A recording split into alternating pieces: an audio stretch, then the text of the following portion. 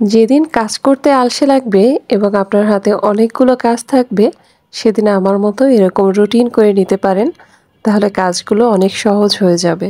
আসসালামু আলাইকুম, কেমন আছেন সবাই?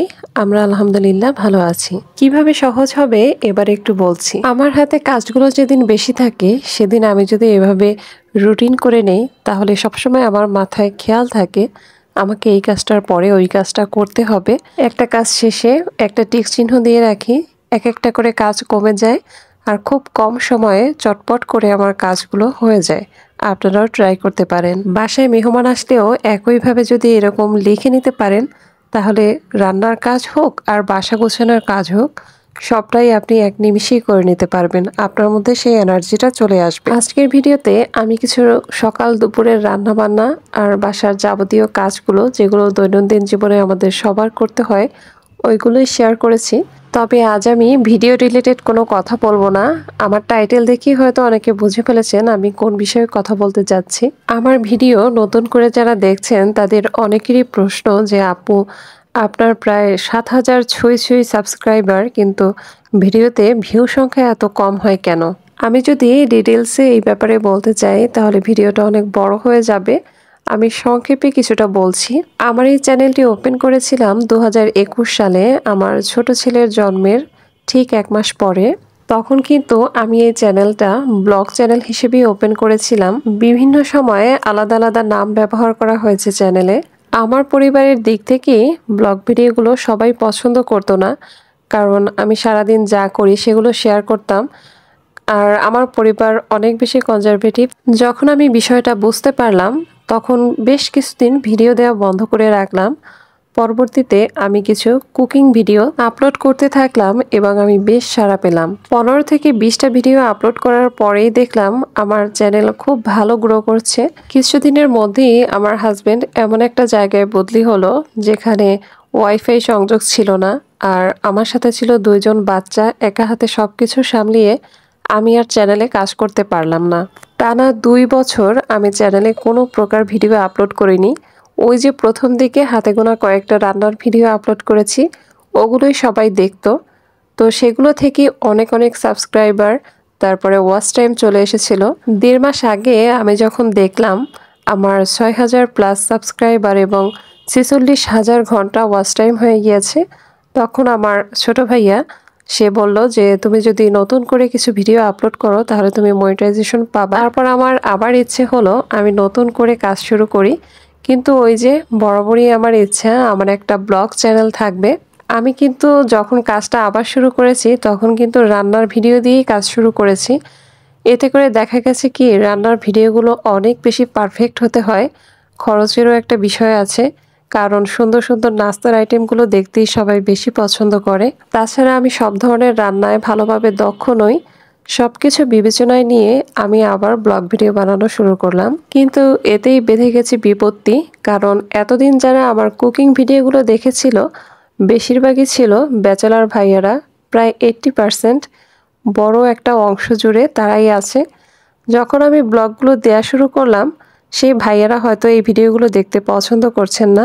যেহেতু আমি ক্যাটাগরি চেঞ্জ করে ফেলেছি, তাই আমার যারা আগের সাবস্ক্রাইবাররা ছিল তারা কিন্তু এই ধরনের ভিডিও দেখতে আগ্রহী নন। তো আমার যারা নতুন করে সাবস্ক্রাইবার যুক্ত হচ্ছেন সেসব আপুরা কিন্তু ভিডিওগুলো দেখছেন। আশা করি আপনারা বুঝতে পেরেছেন যে আমি ক্যাটাগরি চেঞ্জ করেছি বলে ভিউজ সংখ্যা অনেকটাই কমে গিয়েছে। আমার এত বেশি আগ্রহ দেখে আমার পরিবারের সদস্যরা মেনেই নিয়েছে। এই যে ভিউজ হচ্ছে না, এই বিষয়টা নিয়ে আমি মোটেই চিন্তিত নই, কারণ আমি বিশ্বাস করি আমি বেশ কিছুদিন কাজ করলে সবাই আমার ভিডিওগুলো আবার দেখবে। এই চ্যানেলটার উপরে অনেক অনেক ধকল গিয়েছে, কয়েকবার অফ করে দেওয়া হয়েছে, আবার নতুন নতুন ক্যাটাগরিতে ভিডিও আপলোড করা হয়েছে। আমি জানি এটা ঠিক না, তাই আমি চেয়েছিলাম এই চ্যানেলটা কুকিং চ্যানেল হিসেবে রেখে নতুন করে একটা ব্লগ চ্যানেল ওপেন করি। ওপেন করেছিলামও, কিন্তু 2টা চ্যানেলে কাজ করা না অনেকটাই কঠিন।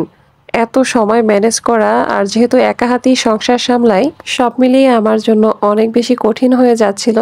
তাছাড়া আমি কিছুটা পড়াশোনার মধ্যেও আছি। সামনের মাসে আমাকে ভাইবা দিতে হবে। এর আগে চাকরির পড়াশোনা হোক আর একাডেমিক পড়াশোনা হোক, সবগুলোই চালিয়ে নিয়েছি একই সাথে। আমি সেভাবে অলস হয়ে বাসায় বসে কখনোই ছিলাম না, একটার পর একটা কাজ করেছি। তো সেক্ষেত্রে আমি অনেক বেশি এফোর্ট হয়তো এখন দিতে পারছি না। তবে সামনের দিনগুলোতে আমি চাইবো আমার ভিডিওর কোয়ালিটি আরও অনেক বেশি আপডেট করতে। আমি বেশ কিছুদিন রেগুলার ভিডিও আপলোড করেছি। এখন যেটা করব, সপ্তাহে 2টা করে ভিডিও আপলোড করব। তাহলে সব কিছুরই একটা ব্যালেন্স থাকবে। কারণ আমার মেয়েকেও যেহেতু আমিই পড়াই বা আমার নিজেরও কিছুটা পড়াশোনা আছে, সব কিছুই যাতে ঠিক থাকে। চ্যানেলে যারা রেগুলার ভিডিও আপলোড করে তারা জানে এটা অনেক বেশি কঠিন, অনেকটা সময় দিতে হয়। তো সব কিছু বিবেচনায় নিয়ে আমি ভেবেছি যদি 2টা করে ভিডিও আপলোড দেই তাহলে আলাদা করে কোনো কাজের প্রতি বিতৃষ্ণা আসবে না। তবে সামনের দিনগুলোতে আমি চাইবো আমার চ্যানেলটিতে শুধুই ব্লগ ভিডিও আপলোড হবে। এটা আমার খুবই শখের একটা কাজ। আশা করি এই দিনগুলোতে আপনারা সবাই সাপোর্ট করবেন। আরেকটা জিনিস কি, যদি প্রত্যেকদিন ভিডিও আপলোড করা হয় তাহলে ভিডিওর কোয়ালিটি মেনটেন করা অনেক কঠিন। যাদের চ্যানেলগুলো সবার কাছে খুবই পরিচিত তারা যদি রেগুলার ভিডিও আপলোড করে তাদের ভালো ভিউ আসে। তবে আমরা যারা নতুন করে শুরু করেছি তাদের ক্ষেত্রে হয় কি, যে প্রথম যে ভিডিওটা আপলোড করেছি সেটাতে ভিউজ খুব কম আসে, 2-3 দিন পরে ভিউজটা ভালো আসে। কিন্তু যদি ভিডিওটা পরপর আপলোড না করতাম তাহলে প্রত্যেকটা ভিডিওতে ভালো ভিউজ আসতো। কারণ নতুন ভিডিও আপলোড করার সাথে সাথে পুরনো যে ভিডিওটা থাকে সেটা কিন্তু অনেকটাই পিছিয়ে পড়ে। একটা ভিডিও তৈরি করতে যে পরিমাণ সময় শ্রম দিতে হয় তাতে যদি সেই ভিডিওটা পিছিয়ে পড়ে অনেক কষ্টের হয় বিষয়টা। রান্নার চ্যানেলের একটা দুর্বল দিক হচ্ছে সেখানে সবাই ভিডিও দেখবে কিন্তু আপনাকে কেউ চিনবে না। কিন্তু ব্লগ ভিডিওতে আপনি যে ভিডিওগুলো দিচ্ছেন আপনি অনেকের সাথে পরিচিত হতে পারবেন। আপনি যদি নতুন করে অনেক দিন পরেও কাজ করেন তাহলেও আপনাকে সবাই চিনবে। কিন্তু রান্নার চ্যানেলের ক্ষেত্রে এটা কিন্তু হয় না। তবে কুকিং চ্যানেলের একটা ভালো দিক হচ্ছে এখান থেকে ইনকাম ভালো হয়, এখানে ভিউজ ভালো হয়, ভিডিওগুলো কখনোই পুরনো হয় না। আপনার 5 বছর পরেও সার্চ দিয়ে ওই ভিডিওগুলো দেখা হয়, ওই ভিডিওর ভ্যালু অনেক বেশি হয়। ব্লগ ভিডিও যেমন আপনি নতুন যেটা দিচ্ছেন সেটাই সবাই দেখতে পছন্দ করবে, পিছনের ভিডিওগুলো কেউ খুঁজে খুঁজে ওই রকম দেখে না। আর রান্নার চ্যানেল হচ্ছে কি, আপনি যতই পুরনো ভিডিও হোক সবাই দেখে। আমার এই চ্যানেলটা কিন্তু মনিটাইজেশন করা, আমার অল্প স্বল্প ইনকামও এখান থেকে হয়। ভিডিওতে ভিউজ যেহেতু কম, ইনকামটাও খুব কম। তবে আমি যখন চ্যানেলটা খুলেছিলাম এসব ইনকামের চিন্তা আমার মাথায় ছিল না। তখন পুরোটাই শখের বশে আমি এই কাজটা করতে চেয়েছি। তখন দেখতাম অনেক আপুরা ব্লগ ভিডিওগুলো দিত, আমি সেগুলো যে দেখতাম কারো ভিডিও মনে হয় আমি মিস করতাম না, এত ভালো লাগতো আমার। যাদের ভিডিও দেখতাম তখন তাদের 5,000 10,000 সাবস্ক্রাইবার ছিল। এখন তারা সময়ের সাথে সাথে অনেক বড় ইউটিউবার হয়ে গিয়েছে, সবার সাবস্ক্রাইবারের সংখ্যাই 1 লাখের উপরে। আমার দেখেই ভালো লাগে, তাদের জন্য অনেক অনেক দোয়া। তাদেরকে দেখে তাদের কাছ থেকে মোটিভেশন পেয়েই কিন্তু আমরা এগিয়ে এসেছি। কোনো কাজ প্রথম দিকে করতে অনেক কষ্ট। যখন একটা ভিডিও এত কষ্ট করে দেয়া হয় কেউ দেখে না, কেউ লাইক কমেন্ট করে না, তখন কিন্তু একটা চাপা কষ্ট কাজ করে যে আমি সারাটা দিন পরিশ্রম করলাম, সেই ফলটা আমি পাচ্ছি না।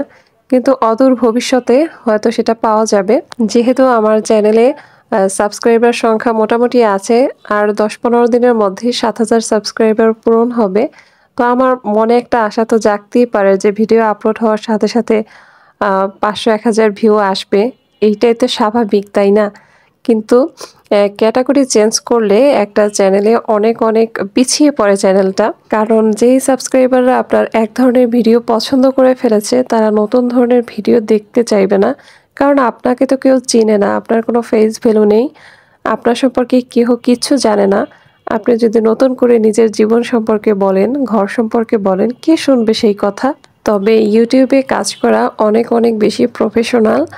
যারা ফেসবুক পেজে কাজ করে তাদেরকে কেমন যেন আমার অস্থির লাগে যে একটু পরপরই রিলস আপলোড করে, একটু পরপরই ছোট ছোট ভিডিও আপলোড করে। আমি জানি তাদের ভিউজ বেশি হয়, হয়তো বা ইনকামটাও বেশি হয়, কিন্তু ওই অস্থির লাগে আমার ওইগুলো। আমি 21 সালে যখন এই চ্যানেলটা ওপেন করেছিলাম একই সাথে আমি একটা ফেসবুক পেজও ওপেন করেছিলাম। তো সেই চ্যানেলে আমি কিছুদিন ভিডিও আপলোড করেছি, কিন্তু এত বেশি সময় দিতে হয় যেটা আমার জন্য অসম্ভব হয়ে দাঁড়িয়েছিল। তাই আমি সেই পেজে কাজ করা বন্ধ করে দিয়েছি। কারণ এতটা অ্যাক্টিভ থাকলে তাহলে সংসার, সন্তান, নিজের জীবন কিভাবে সামলাবো? আমি যাদের ভিডিওগুলো দেখি প্রত্যেকের ভিডিও থেকে আমি কিছু শেখার চেষ্টা করি। তারা কিভাবে কাজ করছে, তাদের চ্যানেল কিভাবে এগিয়ে যাচ্ছে এত কম সময়ে। শুধু যারা বড় বড় ইউটিউবার তাদের কাছ থেকে শিখি বিষয়টা এমন না। যারা সমসাময়িক আমার পর্যায়ে আছে বা যাদের চ্যানেল একেবারেই শুরু করেছে তাদের থেকেও অনেক কিছু শেখার আছে। তারা খুব সুন্দরভাবে কাজ করে। আমি তো সারাক্ষণই বাসায় থাকি, দেখানোর মতো আসলে তেমন কিছুই নেই। আমার বাসায় যা আছে সবকিছু খুবই সিম্পল। সেরকম দেখানোর মতো কিছুই নেই। যারা এই কয়দিন আমার ভিডিও দেখেছে তারা জানে। তবুও আমার নিজের মধ্যে একটা আস্থা আছে যে না, ভালোবাসা জিনিসটা অনেক বড় জিনিস। সেটা শুধু দেখানোর মধ্য দিয়ে হয় না, কথা শোনার মাধ্যমে বা ছোটখাটো যতটুকু কাজ দেখাই তার মধ্যেও ভালোবাসা জন্মাতে পারে। ভালোবাসার সংজ্ঞাটা ব্যাপক।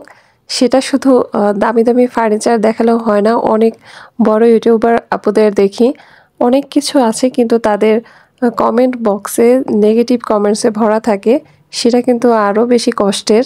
তাই আমার মন থেকে একটা ইচ্ছা, আমার ভিডিও খুব কম সংখ্যক মানুষ দেখুক, তবুও আমাকে ভালোবেসে দেখুক, যেন আমার প্রতি সেই আবেগটা তাদের থাকে। আমি যে হারিয়ে গেলেও তারা আমাকে খুঁজে বের করে, তাহলে এই ভিডিও করার সার্থকতা খুঁজে পাবো। আল্লাহর কাছে দোয়া করি যেন নিজের শালীনতা বজায় রেখে, নিজের ভারসাম্য বজায় রেখে সামনের দিনগুলো চলতে পারি এবং আল্লাহ সহজ করে দেন। আশা করি আজকের ভিডিওটি আপনাদের ভালো লেগেছে। যদি ভালো লেগে থাকে তাহলে একটি লাইক করে দিবেন। আজ এ পর্যন্তই। সবাই ভালো থাকবেন। আল্লাহ হাফেজ। আসসালামু আলাইকুম।